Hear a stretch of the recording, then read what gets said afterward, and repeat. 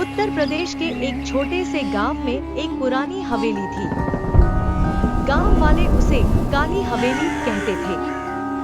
वर्षों से वह हवेली खाली पड़ी थी। दिन में भी लोग उसके पास जाने से डरते थे। गांव में एक अजीब बात मशहूर थी। हर रात ठीक 12 बजे हवेली की तरफ से एक भयानक चीख सुनाई देती थी। चीख इतनी डरावनी होती कि लोगों की नींद खुल जाती। कई लोगों ने उस चीख को सुना था, लेकिन कोई यह नहीं जानता था कि वह आती कहां से है।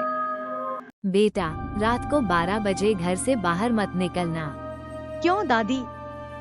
उस हवेली में एक भूतिया औरत रहती है। सफेद साड़ी पहनती है और उसका पूरा शरीर हरे रंग का है। सच में? जिसने भी उसे देखा वो कई दिनों तक डर के मारे बीमार रहा। पिंकी डर गई, लेकिन रवि को इन बातों पर विश्वास नहीं था। दादी, ये सब अंधविश्वास है। भूत वूत कुछ नहीं होते। तू अभी बच्चा है रवि, हर बात किताबों में नहीं मिलती। उस रात गांव में तेज हवा चल रही थी। आसमान बादलों से घिरा हुआ था। रात के ठीक 12 बजे अचानक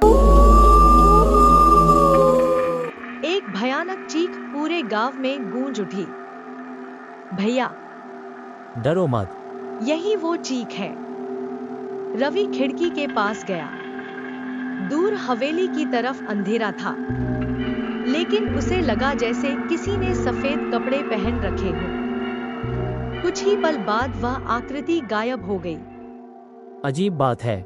अगले दिन रवि, कल रात फिर चीख आई थी। हाँ, मुझे लगता है सच में वहाँ भूत है।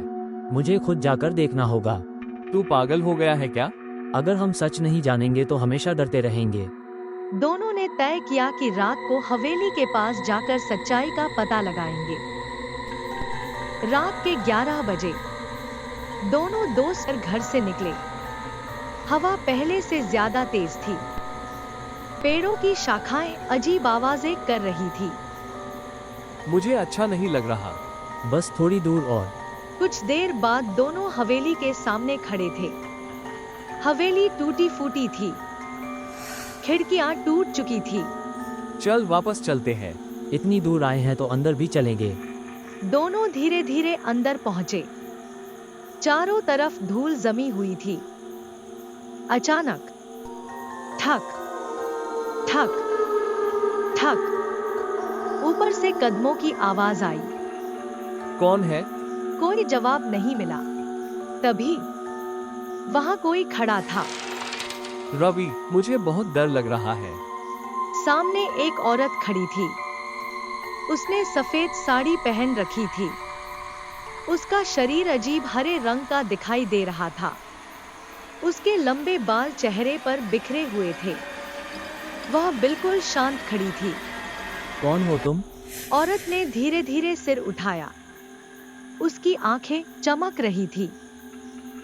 फिर अचानक वह मुड़ी और अंधेरे गलियारे में चली गई। भाग यहाँ से।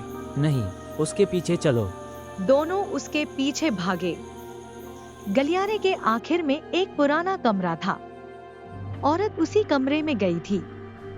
लेकिन जब रवि और मुकेश वहां पहुंचे, कमरा खाली था। वो कहाँ गई? यहीं आई थी। और उसी अंधेरे में किसी के हंसने की आवाज सुनाई दी। अब तुम दोनों वापस नहीं जा पाओगे।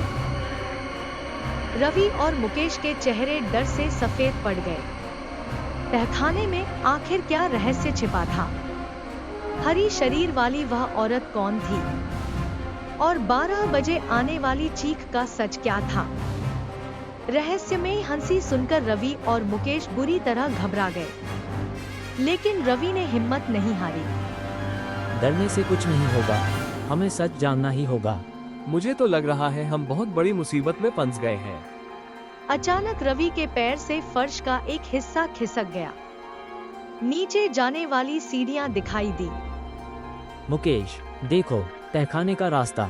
यहीं से वो आवाजें आ रही होंगी। धीरे धीरे दोनों सीढ़ियां उतरने लगे। तहखाना बेहद ठंडा था। दीवारों पर जाले लगे थे। हर तरफ अंधेरा फैला हुआ था। अंदर एक पुरानी डायरी थी। शायद इसमें कोई राज छिपा है। डायरी लगभग 30 साल पुरानी थी। उसमें हवेली के मालिक की बेटी गौरी का जिक्र था। गौरी बहुत दयालु लड़की थी, लेकिन गांव के कुछ लालची लोगों को हवेली और जमीन चाहिए थी। उन्होंने झूठे आरोप लगाकर गौरी और उसके परिवार को गांव छोड़ने पर मजबूर कर दिया। कुछ समय बाद एक दुर्घटना में पूरा परिवार खत्म हो गया। कितनी दुखद कहानी है। डायरी के अंतिम पन्ने पर लिखा था, जब तक सच्चाई सबके सामने नहीं आएगी, हवेली में शांति नहीं आएगी। तभी अचानक वही सफेद साड़ी वाली हरे शरीर की औरत सामने दिखाई दी। वो फिर आ गई। तुम कौन हो? इस बार औरत गायब नहीं हुई। उसने धीरे धीरे हाथ उठाया और तहखाने की एक दीवार की ओर इशारा किया। सच्चाई बाहर लाओ। उसकी आवाज दुख से भरी हुई थी, डरावनी कम और उदास ज्यादा। क्या तुम गौरी हो? औरत ने धीरे से सिर हिलाया। दोनों ने उस दीवार को ध्यान से देखा। वह बाकी दीवारों से अलग लग रही थी। अंदर लोहे का एक डिब्बा मिला। इसमें क्या होगा? डिब्बे में पुराने कागज और दस्तावेज थे। उनमें साफ लिखा था कि हवेली और जमीन कानूनी रूप से गौरी के परिवार की थी। साथ ही उन लोगों के नाम भी थे जिन्होंने धोखा किया था। यही वो सबूत है जिसकी वजह से गौरी की आत्मा परेशान है। अगली सुबह रवि और मुकेश गांव के प्रधान और बुजुर्गों के पास पहुंचे। उन्होंने पूरी बात बताई। पहले किसी ने विश्वास नहीं किया, लेकिन जब दस्तावेज देखे गए तो सभी हैरान रह गए। इतने सालों तक गांव झूठ पर विश्वास करता रहा। अब सच्चाई सबके सामने आ गई है। गांव वालों ने गौरी और उसके परिवार के सम्मान में एक स्मारक बनवाने का फैसला किया। सभी ने उनके साथ हुए अन्याय के लिए श्रद्धांजलि दी। उस रात पूरे गांव के लोग हवेली के पास इकट्ठा हुए। सभी ने मोमबत्तियां जलाईं। हवेली पहली बार शांत लग रही थी। अब सब ठीक हो जाएगा। मुझे भी ऐसा ही लगता है। ठीक 12 बजे गांव वाले फिर उसी चीख का इंतजार करने लगे, लेकिन इस बार कुछ अलग हुआ। हवेली की खिड़की पर सफेद साड़ी वाली हरी औरत दिखाई दी। उसके चेहरे पर पहली बार मुस्कान थी, फिर हमेशा के लिए गायब हो गई। उस रात कोई चीख नहीं सुनाई दी, न अगले दिन, न उसके बाद कभी। रवि और मुकेश गांव के हीरो बन गए। लोग समझ गए कि हर डरावनी कहानी के पीछे कोई न कोई सच्चाई छिपी होती है। कभी कभी डर का कारण बुराई नहीं, बल्कि अधूरा न्याय होता है। और इस तरह 12 बजे की चीख का रहस्य हमेशा के लिए समाप्त हो गया।